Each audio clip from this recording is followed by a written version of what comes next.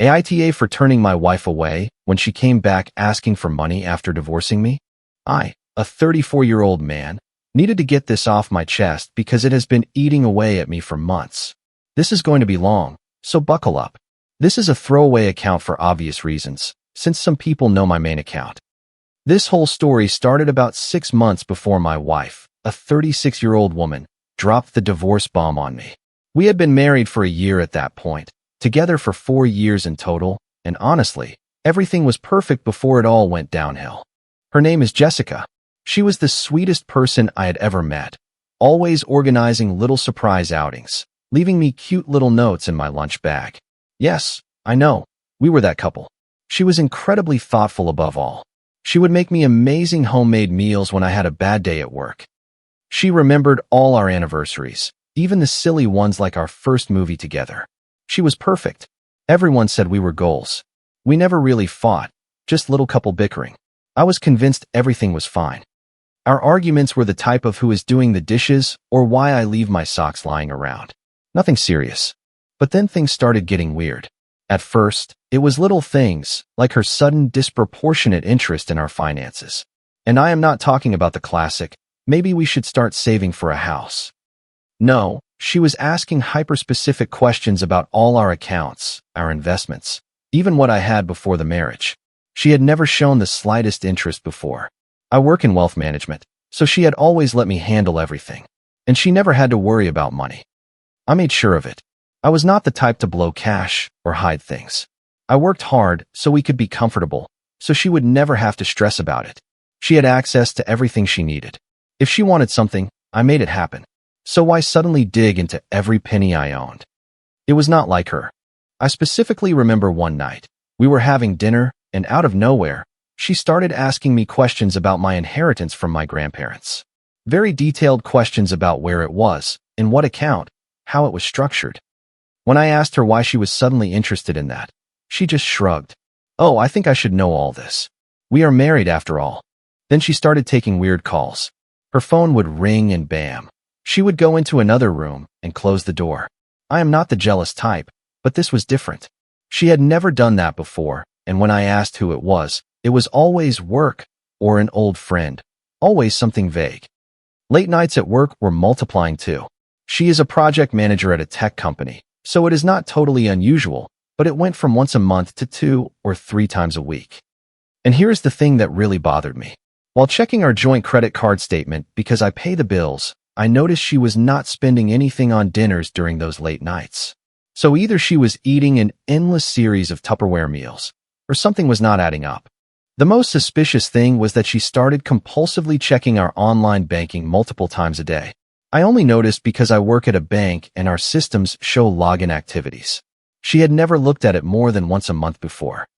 I did not want to be that paranoid husband seeing signs everywhere. But in finance, when someone suddenly takes a close interest in money, it is rarely innocent. 9 times out of 10, that person is plotting something. I started noticing other things too, like how she would get quiet whenever I talked about future plans. We were supposed to go on a big vacation for our 2nd anniversary, and every time I brought it up, she would change the subject or answer vaguely. And do not even get me started on her reaction when I brought up the idea of starting to try for a baby. Then she took an unexpected interest in my schedule, exactly when I was coming home from work, when I had late meetings.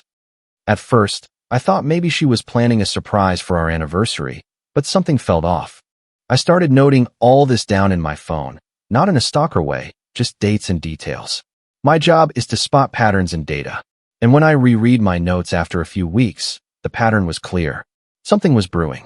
I know some of you will think, dude, she was cheating on you. And yeah, the thought crossed my mind. But honestly, my gut was saying something else. The hyper-focus on finances, the questions about my accounts, her interest in my schedule. It all seemed too calculated.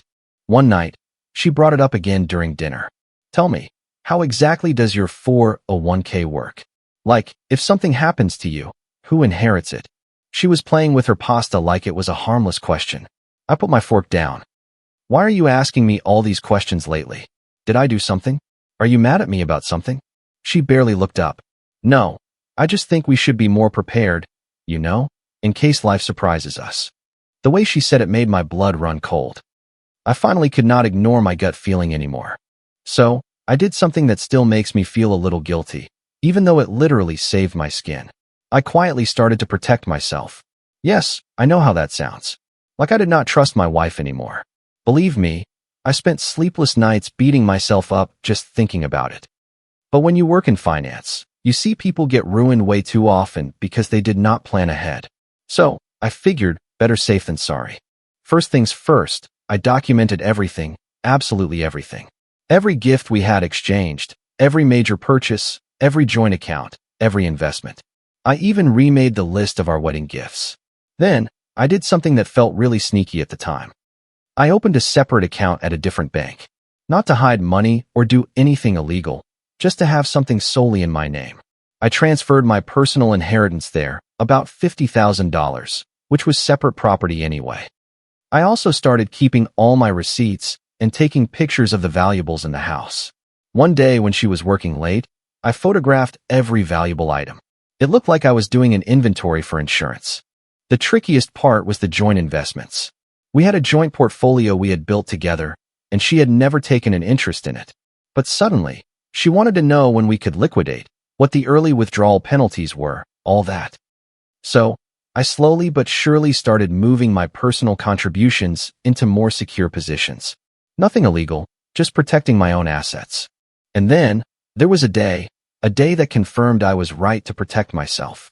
She came home from work super excited about a great investment opportunity that one of her coworkers supposedly told her about. She started saying that maybe we should cash out some of our long-term investments for it. When I asked for details, she got super vague and defensive. Major red flag, right? I also started paying closer attention to our spending habits. She had always been reasonable with money, not the big spender type. But I noticed she had started making a bunch of small cash withdrawals from our joint account. Nothing massive that would trigger an immediate alert, but once added up, let us just say it was an eye-opener.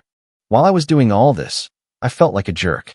I was supposed to be a loving husband, and here I was preparing for everything to hit the fan.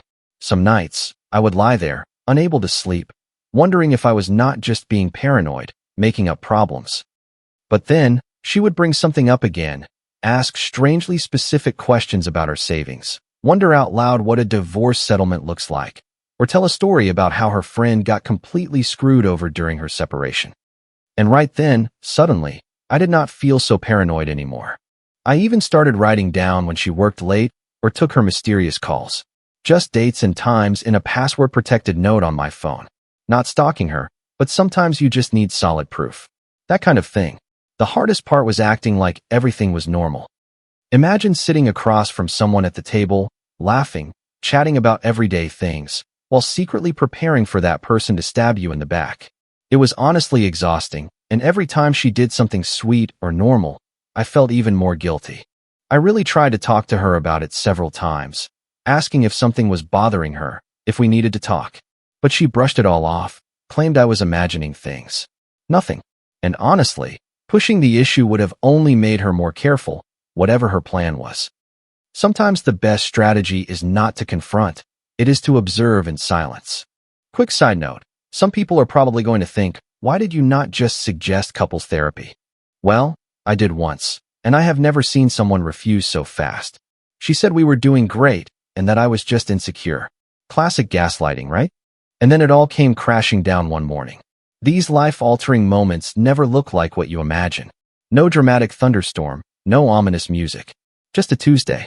I was sitting at the kitchen island drinking my coffee as usual and looking at my hands. She was making toast, and I remember thinking it was weird she was already up because she usually slept in on the days she worked from home. Then she did it. She pulled a manila envelope out of her work bag, set it down in front of me like she was handing me the morning paper. At first, I did not even pay attention to it. I thought it was house documents or something like that, but then I saw her face. An expression I had never seen, blank but satisfied. And right then, I knew. I want a divorce, she said, super calm, like she was asking me to buy milk. I remember my mug was suspended halfway to my mouth. And yet, even though I had anticipated something bad, it still hit me like a slap in the face. I opened the envelope. Yep. Divorce papers already filled out. All that was missing was my signature. She had been planning this for a long time, had surely already seen a lawyer. And there I was in my pajamas, trying to process what was happening. You want to know what is really messed up? My first thought was not even, we are getting a divorce. No, it was, thank God I moved my inheritance money. How is that supposed to be normal? For years together. And in that moment, all I am thinking is thankfully I protected my assets. She launched into a fully prepared speech. I do not know. I am just not in love anymore. People change, you know, it happens. Her voice was flat, memorized by heart. She was not even looking at me. Just yesterday, she was snuggled up against me watching whatever on Netflix. And now, she was serving me the wish version of a breakup. I let her speak without interrupting, without reacting. Inside, my brain was running through a checklist. Separate account. Check. Asset documents. Check. Photos of valuables. Check. It is like my emotions had been muted and my survival instinct had taken the wheel. When she finished, she just stood there watching me, waiting for an explosion. Instead, I took a sip of my now cold coffee, put my mug down, and said, okay. Her expression was incredible, like I had ruined the scene she had rehearsed in her head. She blinked, breathed out, is that it? Okay. I shrugged. Do you not even want to know why? I sighed, looked at her. Is it because I was not providing enough, or because I did not give you what you deserved? Her face changed. Surprise, then something else. Unreadable. No, she said, shaking her head. It is not that. You have been good to me. I just do not know. I just do not want to be married anymore. I do not want to be committed like this anymore. An answer that was not an answer. Nothing that made sense, and it confirmed what I already knew. She was hiding something. The silence dragged on. Then I said, I will have my lawyer look over the papers. A split second of panic in her eyes. Just a flash before she put her mask back on. You already have a lawyer? Yeah, she forced a smile. Great, that is good. No need to make this harder than it needs to be. Sure, I am sure that is the real reason for all this rushing. Red flag number 478. I felt nothing, just coldness. But that conversation kept echoing in my head for days. The rest of the morning was surreal. She went to work in her home office, and I stayed in the kitchen staring at these papers that basically said, hey, your life is over. So, I did what any rational adult would do. I called into work sick and spent the day on the phone. First my lawyer, then my bank to check my accounts. The weirdest part is we still had dinner together that night. Who does that? Eating chicken stir-fry with someone who served you divorce papers that very morning, but we did it in a super awkward silence like it was normal. I slept in the guest room that night. My choice, I needed space. Lying there, staring at the ceiling, I wondered what her real plan was, because the way she went about all this just did not add up. The divorce went surprisingly smoothly, probably because I did not contest anything. What is the point of fighting to keep someone who does not want to stay? I kept the house, bought out her share, we split our joint accounts. Nothing special. Then things got weird, really weird. 2 weeks after the divorce was finalized, she disappeared. And I do not mean she stopped answering my calls. I mean she was just gone, off the grid. At first, I did not even notice. We had just gotten divorced. Why would I keep track of her? But then her friends started calling me. Apparently, she had quit her job. One morning, she walked in, handed in her resignation, and left. No notice, no explanation, nothing.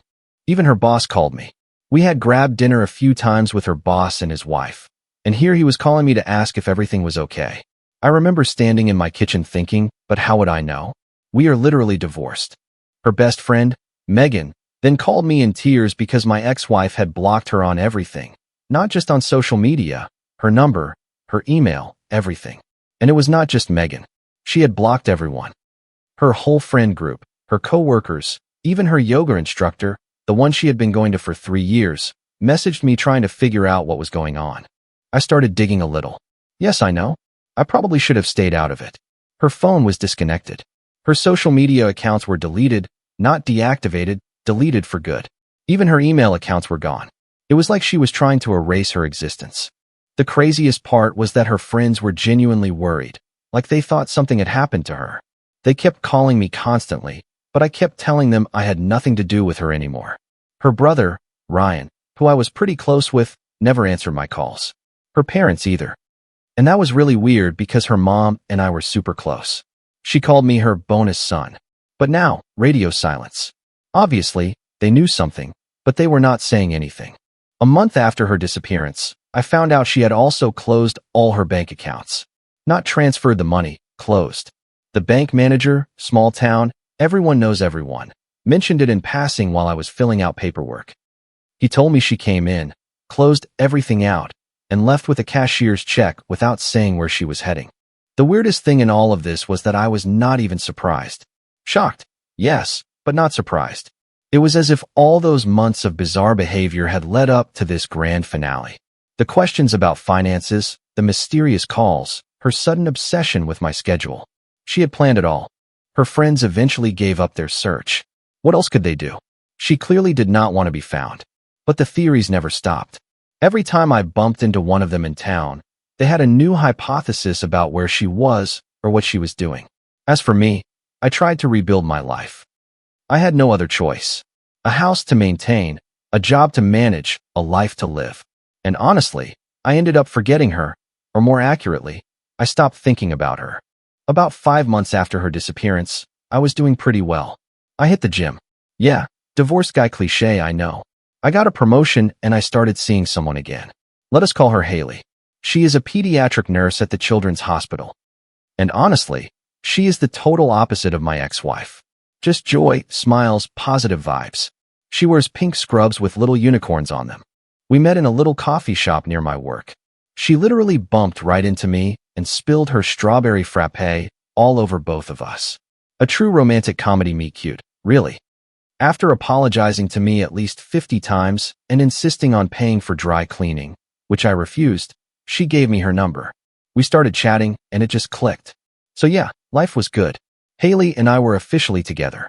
I was crushing it at work. I was finally sleeping without stress. Then boom. Guess who shows up at my door on a Thursday night at 9 p.m.? Yeah, the ghost herself, my ex-wife. Catastrophic timing. Haley was over at my place.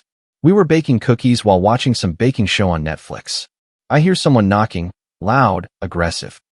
I open the door, and there is Jessica looking like she had been to hell and back. First thing she says is, "Whose car is that in the driveway?" Not hello. Not can we talk. No. She is fixated on Haley's white Volkswagen Beetle. Flower vase included. Yes, really, parked next to my car. I tell her it is my girlfriend's car. Wow. The look she shot me. Like I had told her I sold the house to a pack of wolves. She instantly went from desperate to furious. And instead of explaining where she has been for 5 months or why she is showing up now, she started berating me for moving on too fast.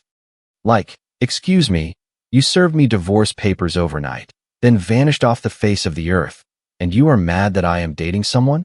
I can hear Haley in the kitchen, probably wondering what is going on. The scene is surreal. My ex is standing in my doorway screaming that I never loved her if I was able to move on so quickly. Then she sees Haley coming over to see what is happening. Haley, a pure and adorable soul, gives her a little wave and says hello with her usual smile. My ex bursts out laughing. She turns to me. Seriously, is this your type now? Some basic Barbie baking cookies. Right then, I got mad. You can insult me, fine, but Haley is literally the nicest person I have ever met. She volunteers at animal shelters and cries watching Disney movies. Attacking her was crossing a line. But before I could even say anything, my ex completely changed the subject. She is not talking about Haley anymore. No, now it is about money. She demands all the jewelry and valuables she had given me during the marriage. The emotional whiplash from, I am jealous, to give me my stuff. I am standing there completely stunned by the pivot, while Haley quietly slipped back into the kitchen. Later, she told me she started baking a second batch of cookies out of pure stress. I tell my ex that I sold most of that stuff after the divorce and donated the rest to charity. True, it was my way of starting with a clean slate. If I thought she was already angry, no, right then she exploded. She insulted me, screamed that I had no right, demanded that I give her the money back. And I was just standing there looking at her, thinking about how weird life can be. 5 months prior, she was my wife. We shared a bed, a life. And now, she was a stranger screaming on my front porch while my new girlfriend stress-baked cookies. I ended up slamming the door in her face right in the middle of her rant. Not the most mature response, but hey, she lost the right to yell at me in my own home when she served me divorce papers over breakfast. I went back into the kitchen. Haley just looked at me, handed me a cookie, and said, Well, that was something. God, I love how she can make the most absurd situations just a little bit better. But I felt like it was not over. The look on my ex's face as she left, no, she would be back. 3 days after what Haley now refers to as the cookie incident, my phone starts buzzing around 11 p.m. A number I had not seen in months. My ex-brother-in-law, Ryan. Quick reminder, we used to be super close. Football games, beers after work, you name it. And then after the divorce, he blocked me on everything without even a goodbye text. It hurt more than I expected. So seeing his number pop up was weird. I would love to say I was mature about it, but no. The first thing I said was, "Oh, so you still know how to use a phone?" He ignored my remark and launched right into a clearly rehearsed speech about how I needed to do the right thing and help his sister out. She was your family for 4 years. You owe her that much. Blah, blah, blah. And I am thinking, where was this family loyalty when she dumped me with divorce papers at breakfast? Then he drops a bombshell. Man, if the roles were reversed, she would have helped you, no questions asked. I burst out laughing. A genuine laugh, even a little snort. Because are we talking about the same person? The woman who would not even tell me why she wanted a divorce, who vanished without a trace, who showed up at my door to insult my new girlfriend. That is the one who would have helped me? I told him the exact same thing I told her. I told him I sold the stuff, donated a chunk of it to charity. Period. He did not like that answer. He got aggressive, throwing out lines like, "You are not the person I thought you were," and "I cannot believe I was ever friends with someone like you." That is when I snapped. I told him that maybe he should ask his sister about the expensive gifts I had given her, including the car she is still driving. I asked him if she told him she came over to my house to insult my girlfriend. I was genuinely curious if she mentioned disappearing for 5 months without checking in. He went quiet for a second, and I realized some of this was news to him. But instead of reflecting on what I was saying, he doubled down, called me selfish, said I was petty, and that I was just bitter about the divorce. The thing that bothered me was that throughout the whole conversation, he kept skirting around something. You could sense there was clearly more to the story than he wanted to let on. Every time I asked why she needed money so badly, he got weird and evasive. I told him that if his sister really needed money, maybe she should not have quit her 6-figure job and vanished for months. That shut him up pretty quick. Then I delivered the final blow. His sister was not worth staying married to. But at least I thought our friendship had been genuine. I was wrong. He hung up. I blocked him too. Why not?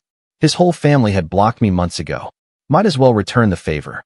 Haley stayed over at my place that night. She sleeps over most nights now. Something that probably ticked my ex off. She realized something was wrong. Instead of forcing me to talk about it, she put on our comfort show and ordered some late-night pizza. This girl, I swear, she just gets it. But lying there that night, with Haley sleeping next to me, I could not get it out of my head just how strange all of this had been. My ex vanishes for months, then comes back demanding money. Her brother, who had not spoken to me since the divorce, suddenly calls to guilt-trip me and ask me to help his sister. None of it made sense. What kind of trouble required that much cash? And why had she not sold the car I bought her if she was so desperate? That same night, less than 24 hours after the drama with Ryan, I get a text at 4 in the morning. It was a massive paragraph saying she wanted to see me one last time, that she would tell me everything, the whole truth this time. My first instinct was to ignore it. I was sick of this circus. Plus, Haley and I were planning to go to the farmer's market that day. But something about that message sounded different from her usual demanding texts. Maybe it was the time, maybe the way it was written. Either way, it was desperate. I showed it to Haley at breakfast. She sleeps over almost every night, has practically taken over half my closet with her colorful scrubs. You know what she said? "Honey, you need closure. Go hear her out." She kissed me on the cheek and told me she would go to the farmer's market with her sister. Sometimes I wonder what I did to deserve someone so understanding. So, I agreed to meet my ex. I asked her to come to a coffee shop downtown, neutral territory, and always crowded to avoid a scene. When she walked in, I barely recognized her. She looked rough, exhausted, like she had not slept in days. Gone was the woman in business suits I had married. She was in sweatpants and looked like she had been crying a lot. She sat down for a minute, just looking at her hands. Then she started talking, and it turns out she was having an inappropriate relationship, but not in a typical way. She was involved with someone she met at her high school reunion. I remember she insisted on going alone about 6 months after we got married, reconnected with an ex, and apparently, they felt an incredible connection. After the divorce, they decided to jump headfirst into their dream life. The guy convinced her they needed to buy a farm. A farm? My ex, who would complain if her manicure got chipped, decided to become a farmer. They took all her divorce settlement money and bought a property out of state. Right there, I stopped her cold. Wait, I said, you quit your 6-figure job to become a farmer? She looked embarrassed. It turned out neither of them knew the first thing about farming. They had this romantic vision of living off the land, but reality caught up with them. They had to hire actual farmers to run the place, and it ate through their money fast. But that is not all. Remember why she was so desperate for cash? Well, she is pregnant. With her high school sweetheart's kid. They burned through their savings trying to keep the farm afloat, and now they are broke with a baby on the way. That is why she came back, for medical bills and baby stuff. I sat there for a minute processing all this. The woman who refused to get a dog because it was too much responsibility just announced she is expecting a kid with a wannabe farmer she has barely known for a year. It was so absurd I burst out laughing. She did not appreciate that. She started crying, saying she knew she had messed everything up, that she made a huge mistake, that she was too ashamed to tell anyone where she was, and that is why she cut contact. Her family knew bits and pieces, but not the whole story, especially not how badly the farm was failing. Then she asked me if I would consider giving her a second chance, that she realized her mistake, that the other guy was not who she thought he was, that she missed our life. I watched her crying in that coffee shop, pregnant with another man's baby, begging me to take her back, and I felt nothing. Well, not exactly nothing. I felt gratitude. Thankful that she served me those divorce papers. Thankful that she showed me her true colors. Thankful for every red flag that pushed me to protect myself financially. Most of all, I felt gratitude for Haley. Sweet, kind, drama-free Haley, probably at the farmer's market sending me puppy pictures and buying way too many succulents. I told her that verbatim, that her poor life choices were no longer my problem, that she lost the right to my help after she broke my trust, lied, and tried to manipulate me. The look on her face when I brought up the relationship she had been having was priceless. She did not think I had figured it out. She tried to protest, talking about how we shared 4 years together, how she still cared about me. I cut her off. I told her I had to go. I needed to go buy succulents for my girlfriend. Walking out of that coffee shop, I felt lighter, like the final piece of the puzzle had finally clicked into place. It all made sense now. Her weird behavior before the divorce, her sudden disappearance, her desperate return. But something told me it was not over yet. My ex is not the type to accept defeat and just disappear. I called it. She was not done. 2 days after our chat at the coffee shop, she showed up at my house again.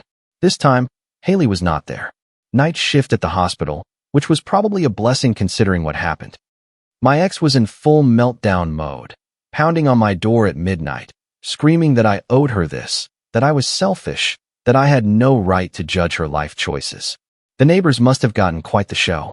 I opened the door mostly just to stop the racket, and she literally forced her way inside, still yelling. That is when I reached my limit. For years together, and I had never raised my voice at her. But this time I went off. I told her exactly what I thought about her choices, her running away to play farmer with her high school sweetheart, her showing up here demanding money like she was entitled to it. I reminded her that she was the one who wanted a divorce. She was the one who vanished, and she dug her own grave. She can live with the consequences now. She tried to play the pregnancy card again, started crying about medical bills and baby expenses. I burst out laughing and told her that maybe she should sell the car I bought her, you know, the one she conveniently forgot about when she was demanding back the gift she got me. And that is when she went nuclear. She called me every name in the book. She said I was heartless, that she would make me regret this. I grabbed my phone and told her if she did not leave immediately, I was calling the police. She thought I was bluffing. I was not bluffing. I started dialing right in front of her. You should have seen how fast her attitude changed the second she heard the first dial tone. As she left, or rather, stormed out, she turned around and threw out a line that almost made me laugh. I hope you and Barbie are very happy together. I just smiled and replied, we are. Then I slammed the door and blocked her number. Afterward, I texted Haley, who was on her break, to tell her what happened. Her reply, Do you want me to bring back some donuts after my shift? Sugar makes everything better. And you know what? She was right. Not just about the donuts, about everything. Everything is better now. Way better than it ever was with my ex. Sometimes the best revenge is not seeking revenge at all. It is just being happy. Edit for those asking. Yes, Haley and I are still together. No, I have not heard from my ex since that night. Yes, Haley still bakes amazing cookies. And yes, our kitchen windowsill is now filled with succulents. Life is good. Comment. It really shows that setting firm boundaries is an act of self-respect. It is not about being unkind, but about protecting your peace. You are not responsible for fixing the consequences of someone else's choices. Your only responsibility is to heal and build a life you are proud of. True kindness, both toward others and yourself, is what makes that new life possible. Sometimes healing means quietly closing a door without needing the last word. Letting go of a chaotic past creates the quiet space genuine happiness needs to grow. Remember to choose people who bring you calm, not storms. You absolutely deserve a life built on trust and mutual support. I hope you always find the strength to prioritize your own well-being. If you like the stories, don't forget to leave a comment and support the channel by subscribing. See you in the upcoming stories.